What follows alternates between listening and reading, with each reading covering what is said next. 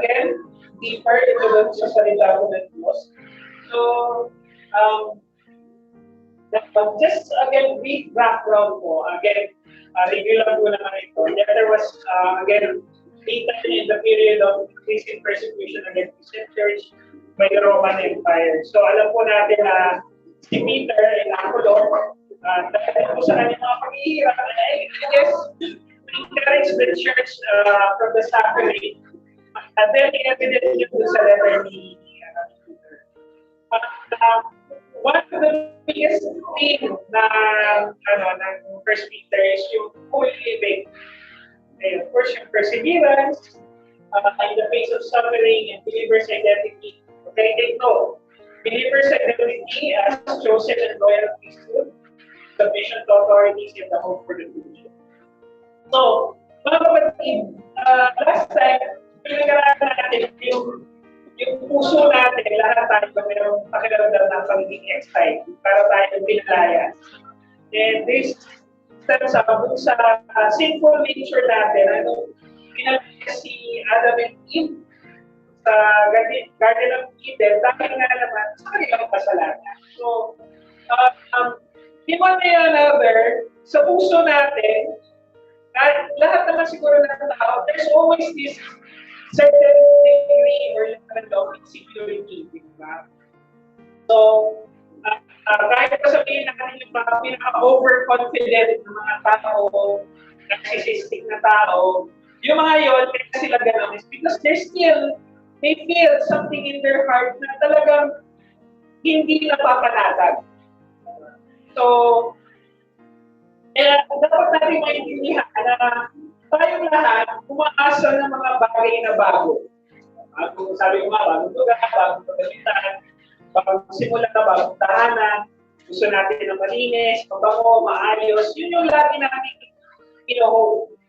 And as we see that sa yung mga bagay na bago, as we see those things sa buhay natin, sa pagkakaroon natin ng mga bagay na bago, at dito yung pag-manifest natin na ang bagong natamo natin sa buhay, magbibigay ng katatagan, stability sa ating buhay.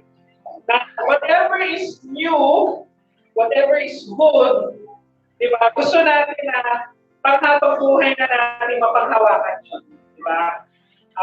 And most of the time, ang hinahanap natin, di ba, is yung peace of mind na alam natin sa lahat ng bagay, stable na tayo. Parang ako po ng bata-bata, lagadag. And I would like to go to different places. Kahit yung early stage ng marriage na kami mag-asawa, napunta po kami ng China, gusto natin laging gumala. Dito, explore, dito, explore.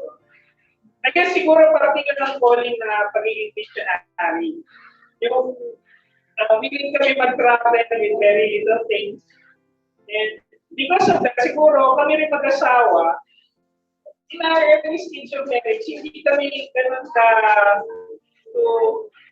may desire to accumulate things or accumulate wealth. Kasi nga ayaw namin ng bibit, diba? Ayaw namin yung nag-alat na kanin na iiwan.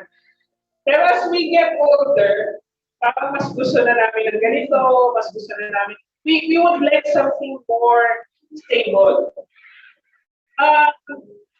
Hindi ko alam kung dala yun ng pagtanda, or dala yun ng maturity, or dala yun ng pangangailangan sa buhay mo. Kailangan mo na maging stable in one place. Pero, natandaan natin na one of the insecurities sa puso natin is alam natin na lahat ng bagay na ito temporal dahil sa kamatayan. Mamamatay tayo. Okay? May iiwan at iiwan tayo.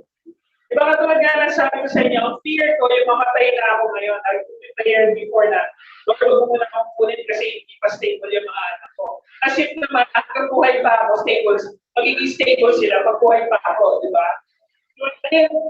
And we don't know kung kailan mawawala. And recently, a good family friend, parang naging tunin namin, tatay-tatayan naman, yung family nila, recently died, and close siya sa amin, lalo na kay Samari at kay Shando, kasi ako. So nakikiya po sila, lalo na si Samari at very close sa kanila. Ito naman tayo na yung father, and yung father po na yun is a little older than my dad. And nung pinalitan namin kay Samaria na namatay na si Lolo Edo niya, iyak siya na iyak. And up to the time na medyo nahumupa lang siya kasi nagkataon naman umuwi si Shayo galing sa Philippines na may regalo sa kanya. Humupa niya kanyang pag-iyak. Then nung pumunta kami ng Lamay, all throughout yung nandun kami sa Lamay, lagi siya malungkot.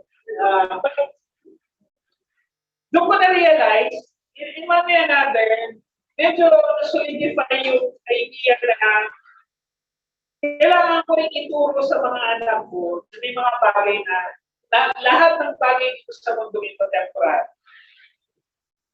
Then you need to pursue something eternal. And something eternal, hindi kaya hawakan ng kamay. And those are the things na mas importante kung ituro sa anak ko. And you know that I already have a teenager. At tinatry ko nga ituro ni siya yung moral living.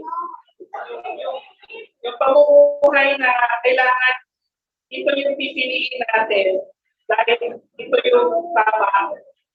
And natutuwa naman ako kasi nandun naman siya sa punto na kailangan natin gawin ito because this is the right thing. Pero gusto ko rin naman ituro sa kanya, anak, hindi lang because this is the right thing. But because hindi lang ito dahil ito ay moral.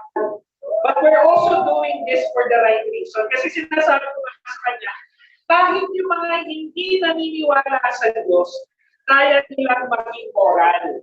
Kaya nilang maging mabait. Actually, nakakahiyawan sabihin, pero yung mga kaibigan kong atheist, sila pa rin mas mababait isa sa mga Kristiyano. Diba? Masakit pang isipin, diba? Pero it is an eye-opener also for me. So, dapat natin malaman na yung katatagan o stability sa ating buhay ay nakakagaling dahil gusto natin na panghabang buhay, again, mapanghahawakan natin yung mga bagay na bago. Okay? Bagay na mabuti, maganda, mapayapa. In our heart, there is something in us na merong vacuum, that there's always the desire for something that is good. Diba? And hindi ko naman sinasabi na ultimately, we have to believe sa goodness ng tao. Kasi hindi rin natin pwedeng asahan yun. Okay? Hindi natin pwedeng asahan na lahat ng tao, di ba yung trust humanity. Ako, ayaw pagkatiwalaan ng humanity. Pero, rin naman natin na walang masamang humingi ng tulong, walang masamang magbigay ng tulong, walang masamang.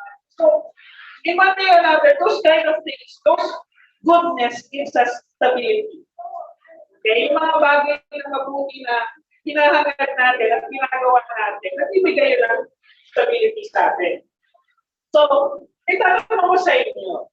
So, paano nagiging stabiligan ng pag-asa ng ating iglesia si Cristo? So, kasi nandun yung cliche. Diba? Jesus is our hope. Jesus is the hope for the church. Pero paano nga ba natin siya gagawin? Saliga, pundasyon, aligid ng ating church, ng ating pag-asa. Individually siguro, madaling itingin yun. Di ba? Na si Jesus Christ ang pag-asa natin. Kasi yung individual, salvation yun eh. Di ba? Personal yun.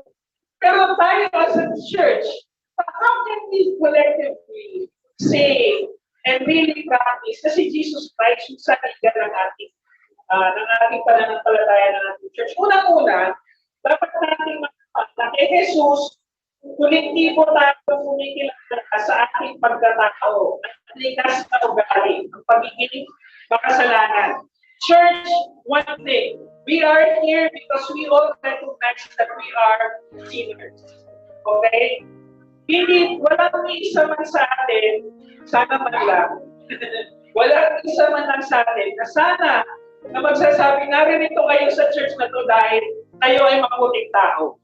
One, please. Okay?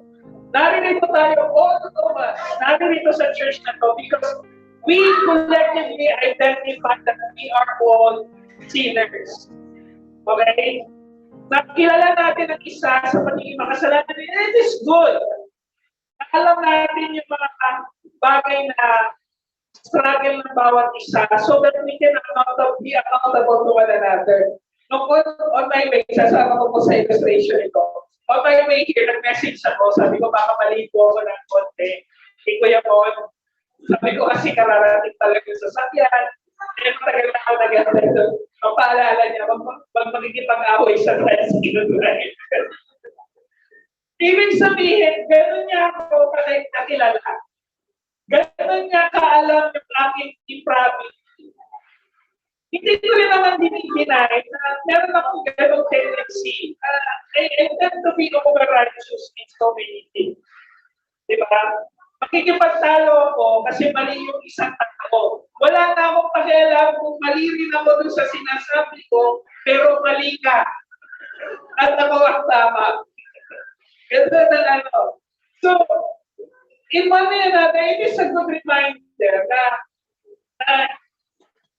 it doesn't look at me as holy. Dapat yun. I mean, there's a struggle to be holy. There's a desire to be holy. Pero nakikita natin yung depravity ng bawat isa. Kaya nga, doon sa chapter 2, ano yung paalala ni Peter?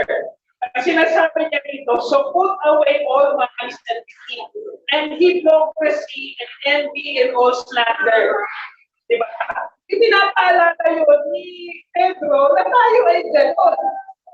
Diba? Sinasabi niya ito, isang tabi niyo muna yan. And you have to take note na itong sulat na to ay para sa mga mananampalataya. Okay? So, nang sinasabi ni Apostol Pedro dito, na walang ni isa sa atin na incorruptible, infallible, pagdating sa kasalanan. Kaya nga sinasabi niya dito, katulad ng mga bagong panganak, diba? We pursue spiritual milk. Na dapat nating tandaan na dapat pa rin tayo dependent doon sa nagbibigay ng nutrients sa atin para isang sanggol na dependent sa kanyang ina. Ganon din tayo mga Kristyano dahil tayo ay makasalanan. We have to be dependent doon sa provisions ng Panginoon. Hindi natin dapat makalimutan yun. So, sinasabi rin dito, if indeed you have tasted that the Lord is good, diba? That by it you may grow up into your salvation. Diba? Lahat naman siguro tayo tumaan sa pagkabata. Diba? At wala naman sasabi sa atin na tayong lahat ay mga anghel na mga bata tayo. Diba? Wala naman siguro kahit gaano kakabait na bata. Diba? Ako po teacher. Meron ako mga magulang na nai-encounter na po, ito yung kanilang mga anak. Nakala mo anghel. Diba? Parang hindi makabasag ng tinggan. Tapos pag tuwing ipapatawag ko, kasi meron ginawang kalokohan sa school, ayaw pang maniwala na may ginawang kalokohan sa school. Diba? Natulad halimbawa ng haircut. So, merong required haircut yung mga bata sa Christian school na pinagturuan ko dati. Pinagupitan yung mga bata, ayaw magpagupit. So, yung isa, papagupit ako, yung nagpalagay ng mga design sa pinatawag yung magulang. Mestra, ganda mga magulang. Ano naman kung masama dyan? Sa haircut na yan, kasalanan po ba yan? Kasi pastor yung batay. Baka naman nakalagay God bless. Sana nga. You have to understand, di ba? Lahat naman tayo dumaan sa pagiging bata. And yung desire natin is maging mature, magkaroon ng maayos ng buhay. Ganun din dapat yung desire natin sa salvation natin. Na tayo magmamature din. Na sa ating mga personal struggle, balang araw, sasabihin natin, we have tasted the goodness of the Lord. Ito yung mabuti, ito yung ipupurso ko. For the good reason, for the right reason. Diba? Kaya, mga kapatid, naririto tayo sa church because ni isa sa atin walang kayang ipagmalaki sa harap ng Diyos. Kaya kung kayo meron kayong mga personal struggle with the Lord, huwag yung church ang i-give up niyo. Yung kasalanan na i-give up niyo. The more na mas kailangan ninyo ang church, the more na mas kailangan natin ang church na may struggle. Diba? And so many things in our life, siguro would merit that could say na mabuti pa rin ang Diyos sa atin. And that's also the same reason why we should be here, to worship collectively as a church. Diba? Yun yung collective identity natin. Kung kumikilala tayo sa pagtatao at sa ligas na ugali natin. Diba? Yes, we are saved, but the true seal of being saved, yung tatak ng pagiging ligtas, yung magpupurso ka doon sa tunay na mga bagay na talagang itinalaga ng Diyos para sa atin. Sinasabi ko nga kay Shakiro na hindi tayo gumagawa ng mabuti so that we can gain God's favor. We do what is right and for the right reason kasi focus natin yung bilang mananalig. Okay, so yun ang collective identity natin. We are saved, we are sinners, we are saved. So kaya si Jesus ang pundasyon natin sa pagiging makasalanan natin.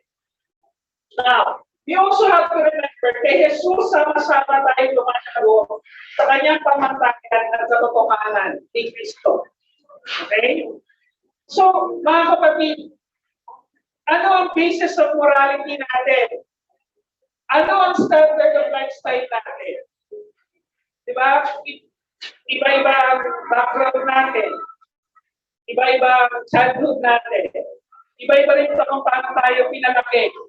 Kung susundin natin ang lahat ng bagay na ito, saan yung direction natin? Diba? Iba-iba rin. Pero dahil collective yung identity natin na makasalanan tayo, dapat collective din yung identity natin ng standard of morality. Hindi natin, and this is the reason na ako, naniniwala ako na in one way or another, yung church is somewhat exclusive. Exclusive dun sa mga tao naghahangad na sila ay lumago sa Panginoon. Diba? Hindi para maghanap ng mga bagay na mag-i-inspire o mag-i-encourage lang sa kanila. Hindi nyo kailangan ng church for inspiration lang ang kailangan ninyo. Kumanta kayo ng mga kanta ni Taylor Swift. Yun, inspiration. Diba? Diba? Hindi kasi, sorry, pumasok na sa isip ko kasi merong isang banda ni Taylor Swift, 400 something pounds siya. Tapos nung nagpapapayat siya, gusto niya magbawas ng timbang. Ano, ginamit niyang motivation, yung mga kanta ni Taylor Swift. Diba? So, from 400 pounds to something, 200, matagal siya tao, parang 190 pounds na lang siya. Diba? So, kung inspiration lang ang harap niyo, maraming nag-iibigay ang mundo. Ano sinasabi ng mundo? Sundin mo kung anong nasa puso mo. Yun ang sinasabi ng mundo, di ba? Inspiration ang gusto niyo. Hindi inspiration ang hinahabol natin. Ang hinahabol natin, ang malinaw na pamantayan at kay Kristo. Yan ang sinasabi ko. Yung mga anak natin, batang araw, isasakit siya ng ipunan. Diba? So saan sila maninindigan? Kung tayo mga matatanda, hindi pa malinaw yung paninindigan natin.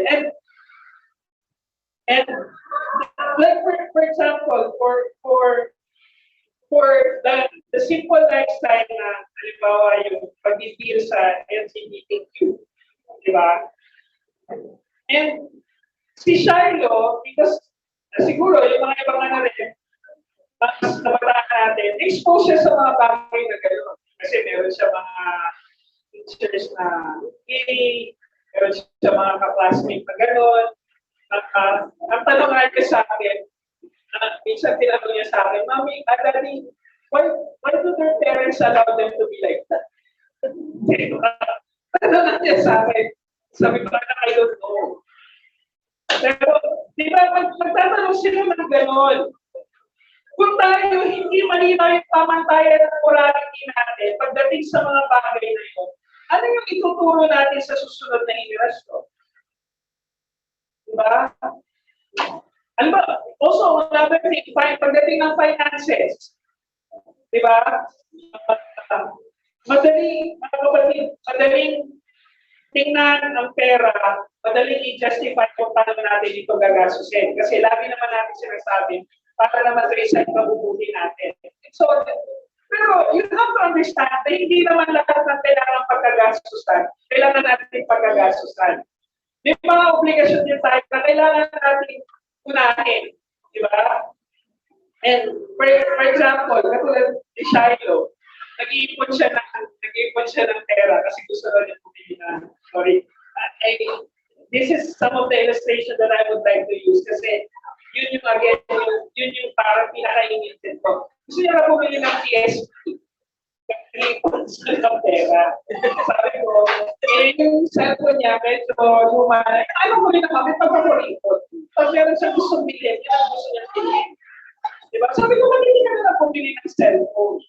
Kung gaming lang din naman ang gusto mong gawin, di bumili ka ng gaming phone na maayos, mas mura pa isa sa PSP. Sabi niya, pero kasi Daddy, there's something na,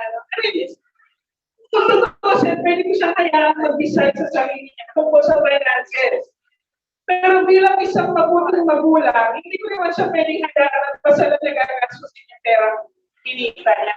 Kasi kumita siya dahil part-time work siya sa sister ko para mag-alaga ng mga pets nila habang nasa ibang bansa sila. So, tinuturuan ko rin siya mag-negotiate. Paano ba mag-negotiate ng bayad? Diba? Ayaw ko rin naman papayag ka na abusuhin ka ng ibang tao. Although alam ko naman hindi siya abusuhin ng kapatid mo. Diba? Pero ayaw ko rin naman papayag ka that injustice, you will allow injustice simply because people would like to do that. Diba? So sabi nga, diba, the worst thing that we can do in face of corruption, in face of injustice, is to be silent about it. Kasi the moment that we are silent about injustice, kinampihan na natin ang injustice. Diba? So you have to understand that. So kung halimbawa meron inaabuso, we have to speak for them. So kasi yung pamatayan natin di ba?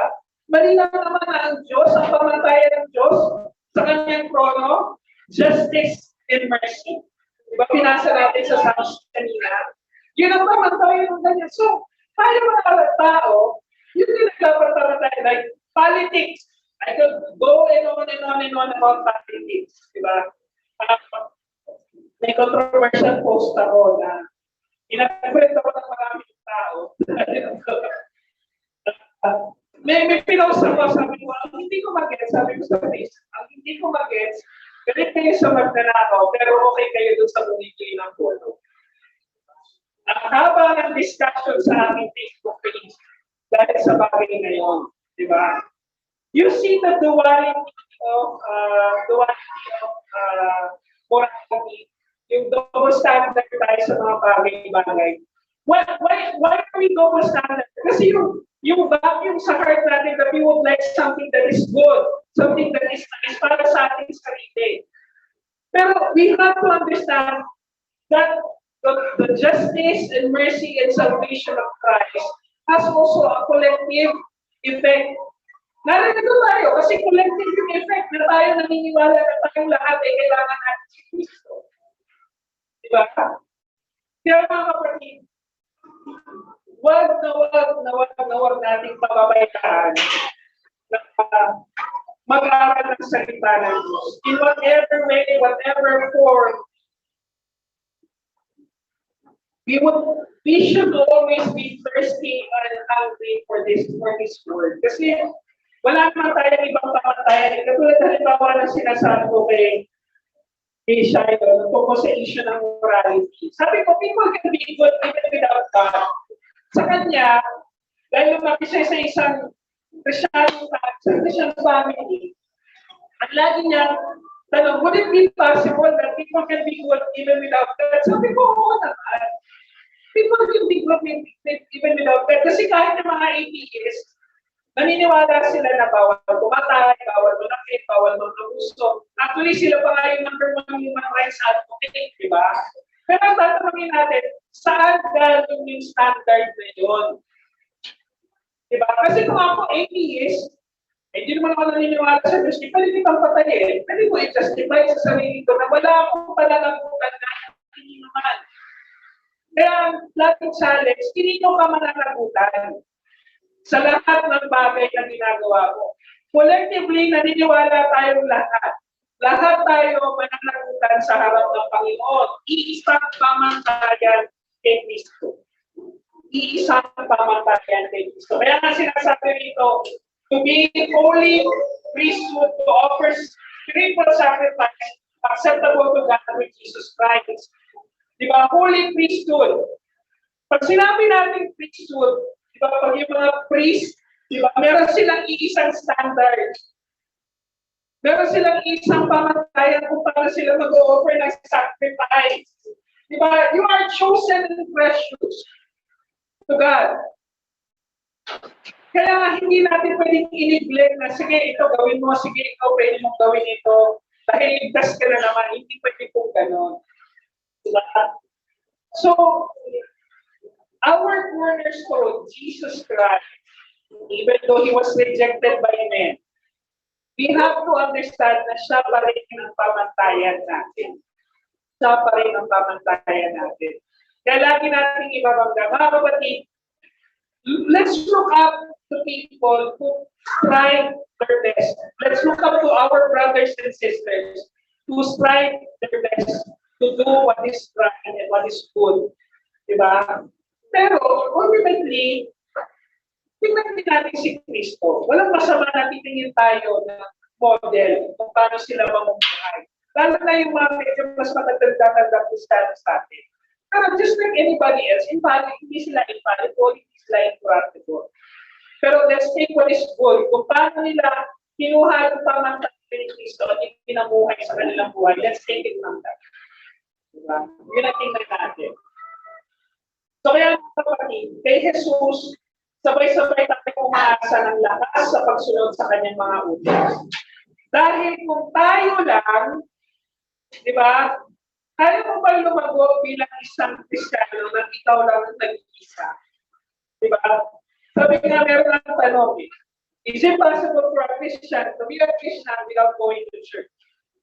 Diba? Ang sagot ng isang Christian philosopher, it's like being married without going home to your spouse.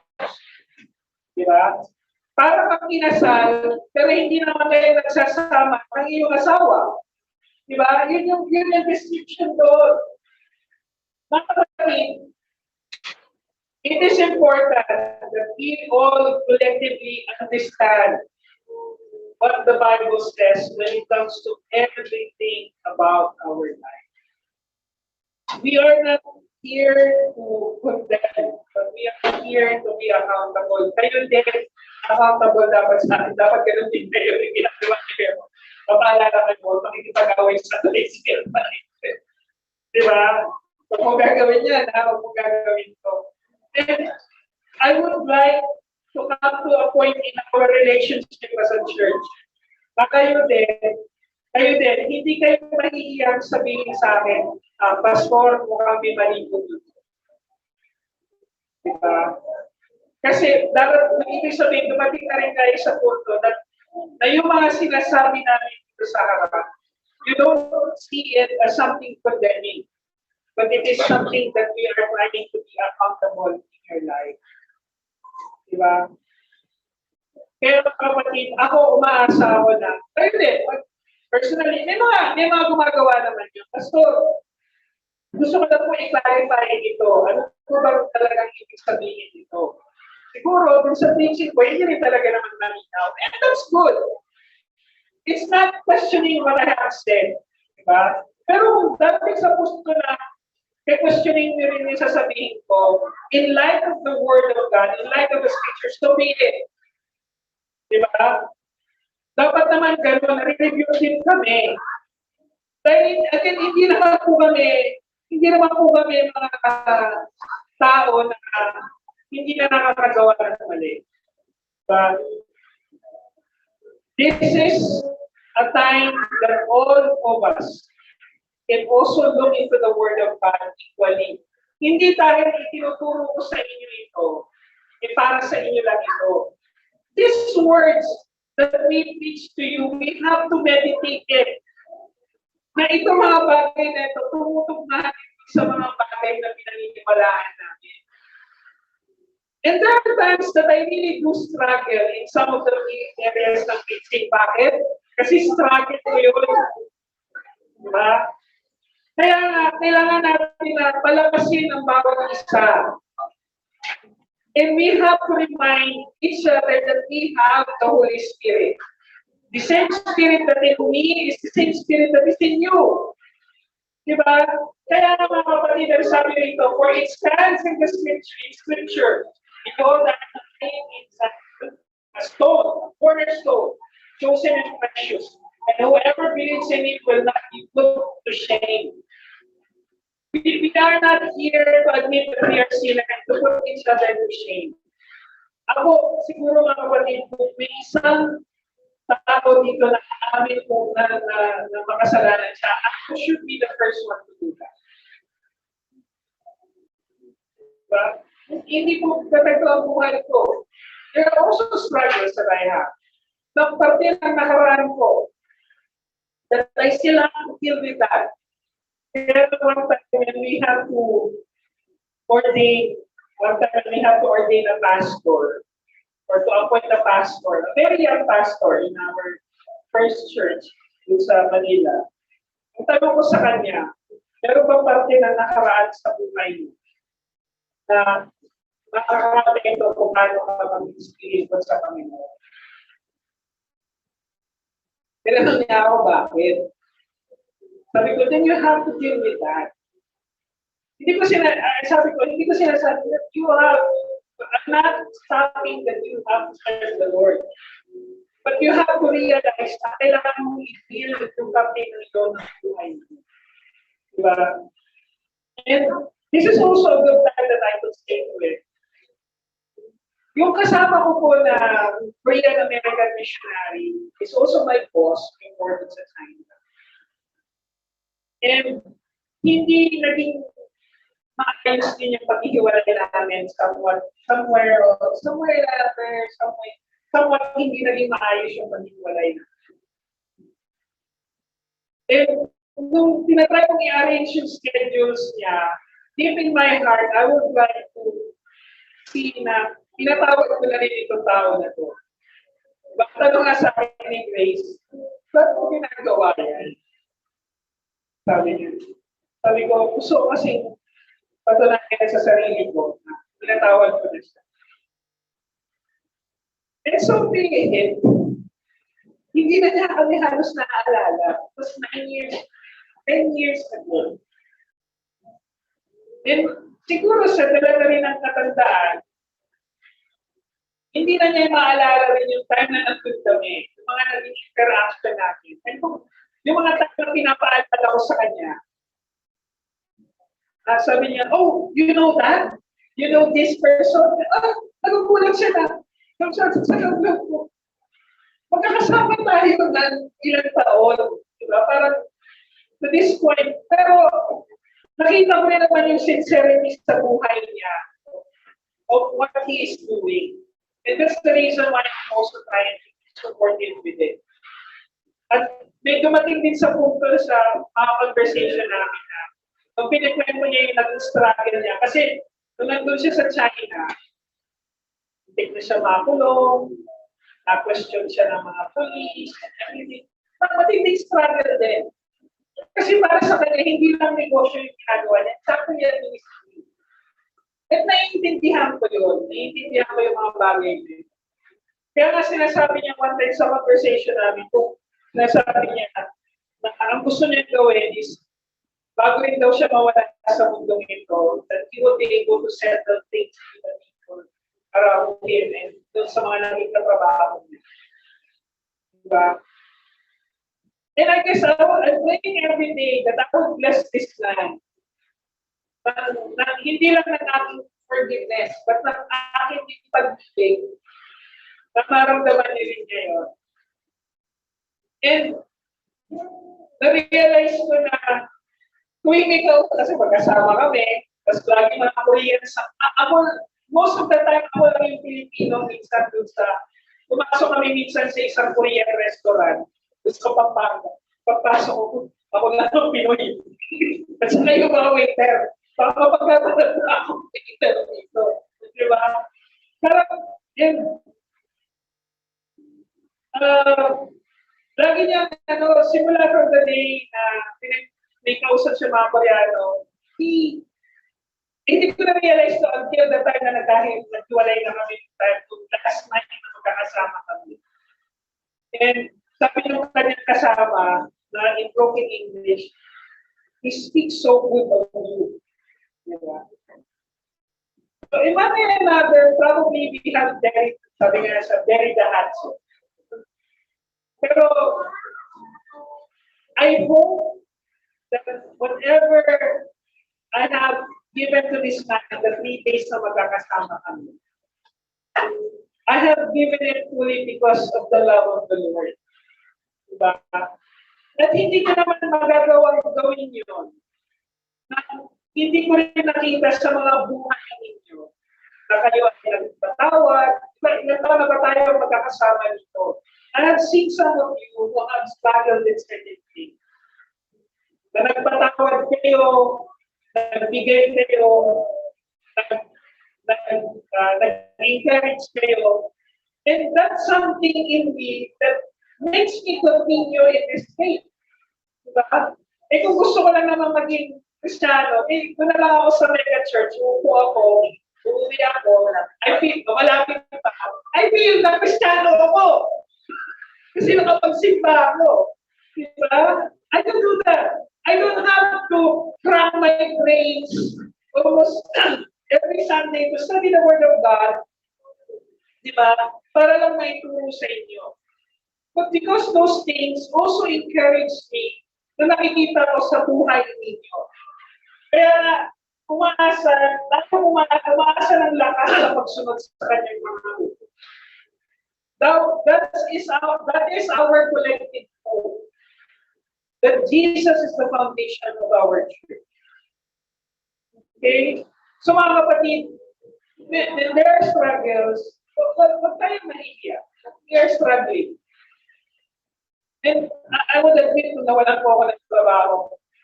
That's the last thing that I would like to say to this church. So, kasi alam niyo kung ano bakit, ayokong kawalan niyo. And that's pride. Diba? I have to realize that tapos nagkatawsing sila din nawala ng trabaho. Diba? It was also an opportunity to encourage one another. Hindi lang pala sa isang member, nangyari pa rin sa pastor. Diba? It's the same struggle. So let me close with this, brothers and sisters. Ano ang mga agal-agal mo sa pagbibigay ng iyong buong pagtitiwala? Siya yung gagamitin mong pundasyon sa lahat ng decision mo sa buhay. And sabi ko nga, kung babalikan ko yung buhay ko before, hindi na first time na nawalan ako ng trabaho, di ba? Pero hindi rin, nagkulang ang Panginoon na mag-offer ng mga trabaho. May mga pagkakataon pa na kailangan kong pandihan yung trabaho. Because that's not for me. Diba, papaalis na lang ako ng China, may nag-offer ng trabaho. Uy, sandali. Yung 5 taon ko sa China, parang 1 taon ko lang ticket na nag-isip. Diba? Na-review ka ulit ka, ano ba reason mo ba pupunta ka ng China? Diba? If I have chosen that to stay here, then it will be a totally different story. Yung reason lang kung bakit mahirap para sa ating gawing pundasyon yung pamantayan ni Kristo. There is something in our heart na we think na itong bagay na to will bring us a lot of heartache, suffering. Mga kapatid, may pabalita ko sa inyo. The fact na nananampalataya kayo sa mundong makasalanan, lahat tayo dadanasin natin. So saan kayo lulugar? Saan kayo tatayo? The place that you will suffer without God, or you will continue to suffer because you know who is Jesus.